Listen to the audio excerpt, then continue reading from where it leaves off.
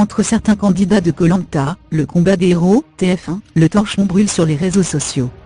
Pascal s'est ainsi attaqué à Candice, qu'il accusait d'avoir volé des mangues sur le camp. Une information à laquelle Jérémy, contacté par Puropop.com, réagit.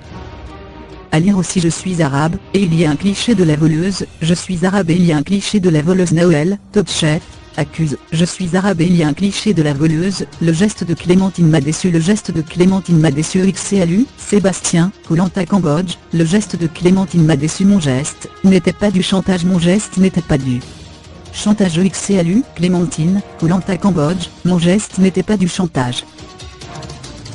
Candice est tout sauf une voleuse, elle est peut-être celle qui avait le plus de valeur dans ce combat des héros, assure-t-il.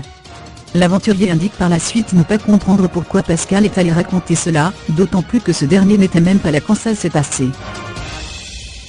Jérémy tient alors à mettre les choses au clair et livre ses versions.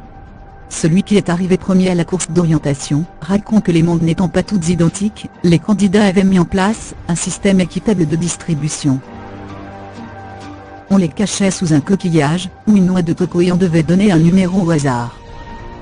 Si je choisis le numéro 1 alors je prends la mangue cachée sous le premier coquillage, explique-t-il. Un beau jour, Candice est tombée sur une mangue qui n'était pas mûre du tout.